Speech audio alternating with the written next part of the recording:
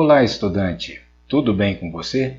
Eu sou o professor Luciano Adley, professor de Física do IFMMG, e este é o primeiro vídeo do nosso canal. Sejam todos bem-vindos! Para você que estuda Física ou Engenharia ou outro curso que tem disciplinas curriculares de Física geral, os nossos vídeos poderão ajudá-lo a complementar os seus estudos e a resolver exercícios e problemas variados.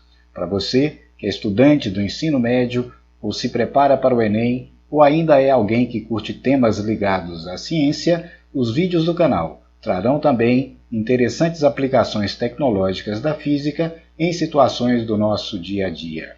Então, após a vinheta, assista ao vídeo até o final e, se gostar, deixe o seu like, inscreva-se no canal e ative as notificações. Voltarei com você já já.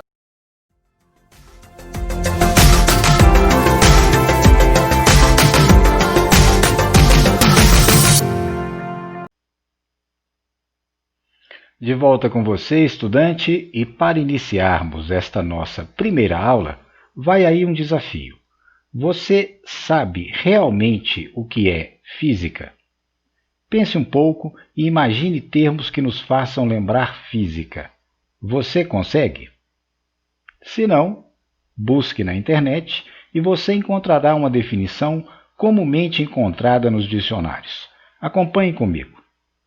Segundo essa concepção, física seria a ciência que investiga as leis do universo no que diz respeito à matéria e à energia, que são seus constituintes, e suas interações. Novamente, ciência que investiga as leis do universo no que diz respeito à matéria e à energia, que são seus constituintes, e suas interações. Então, estudante, essa definição concorda com a sua concepção sobre o que é física? Note que ela é uma concepção concisa e que satisfaria intelectualmente a muitos de nós. Entretanto, como vou mostrar a você, esta é uma concepção problemática e antiquada sobre física. Sim, estudante, é isso mesmo. Intrigante, não? Vejamos então por que se pode considerar aquela concepção de física como sendo problemática e antiquada. Primeiramente, note que ela foi construída com alguns termos bem específicos. Observe. Esses termos são substantivos ciência, lei, energia e interação, além do verbo investigar. É exatamente na especificidade desses termos que reside o caráter problemático dessa concepção. Ou seja, para entendermos a ideia de física que a ela corresponde, teríamos antes que saber a resposta para as seguintes 5 questões. Primeira, o que é uma ciência? A segunda, o universo segue leis? A terceira, o que é investigar uma lei? Quarta, o que é energia?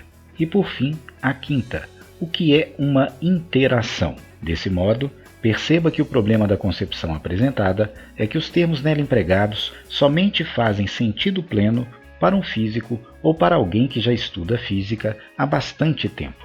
Logo, para quem não pertence a essas categorias, aquela concepção se torna vazia e não gera compreensão satisfatória do tema. Além disso, retomando as questões que apontamos, analisemos com atenção a segunda e a terceira. O universo segue leis? O que é investigar uma lei? Veja que estas duas nos levam a indagar também. Será que existem mesmo leis universais que independem da racionalidade humana e que podemos descobri-las por algum método investigativo, como faz um relojoeiro quando desmonta o mecanismo de um relógio a fim de investigar a lei que controla o funcionamento de suas engrenagens? Veremos que essa é uma visão simplista da ciência e que foi dominante até o início do século XX. De lá para cá, a epistemologia criou novos termos e conceitos que nos trouxeram uma compreensão mais ampla e mais profunda da atividade científica em geral e da física em particular. Por isso enfatizei que aquela concepção do dicionário além de problemática, também é antiquada. Logo, caro estudante, o desafio que lhe propus ainda persiste. Afinal, o que é física? Na verdade, para alcançarmos uma resposta adequada e contemporânea, teremos que buscar no passado, indo à Grécia, em meados do século IV a.C., para a cidade de Atenas. Então, embarquemos na nossa máquina do tempo e vamos lá!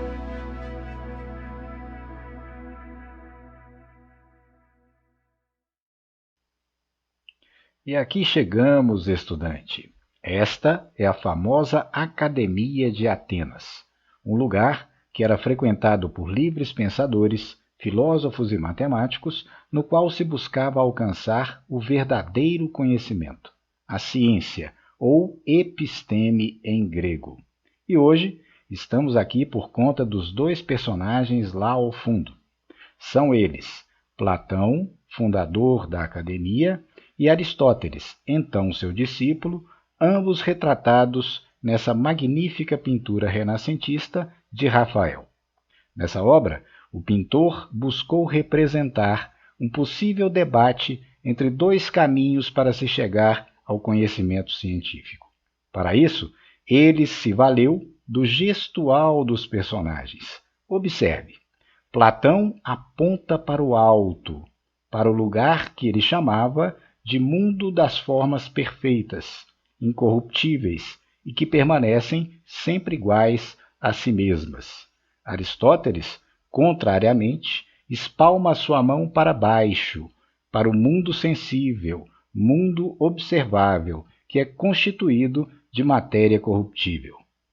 Vejamos a seguir como ambos os filósofos, cada qual em suas próprias palavras, expressa a sua concepção.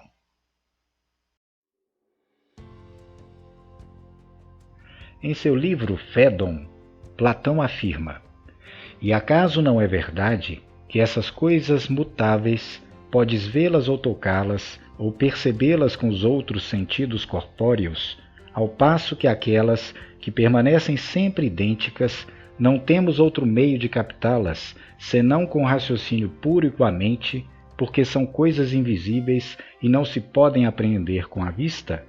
Notemos a defesa enfática da razão, da racionalidade, feita por Platão nesse trecho. Por outro lado, Aristóteles, em seu livro Metafísica I, o retruca. Parece impossível que a substância exista separadamente daquilo de que é substância.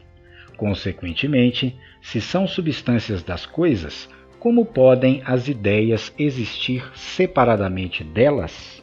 Percebe-se aqui que Aristóteles defende que a busca racional do conhecimento científico não pode se desprender da materialidade que nos cerca. Como herança intelectual dessas duas posições, temos hoje os polos entre os quais se desenvolve a atividade científica em geral e a física em particular. Um desses polos é o real, a realidade que nos cerca e na qual existem os chamados dados empíricos. O outro é o polo da razão, o domínio da nossa racionalidade, em que existe o conjunto de princípios explicativos da realidade que se pode chamar de teoria. Segundo Aristóteles, o processo que conduz dos dados empíricos aos princípios explicativos é chamado de indução. O processo inverso, que nos permitiria compreender a realidade por meio de princípios explicativos gerais, é chamado de dedução. Será essa dinâmica entre teoria e realidade o pano de fundo que nos permitirá chegar a uma concepção contemporânea e mais consistente sobre o que é física, como veremos na próxima aula. E então, estudante, gostou do vídeo? Se sim, deixe o seu like, poste o seu comentário, compartilhe o vídeo com seus colegas e inscreva-se no nosso canal. Na próxima aula, trataremos da estruturação do conhecimento em física e poderemos, enfim, construir uma concepção mais ampla e mais contemporânea sobre esse tema. Então, até lá e bons estudos!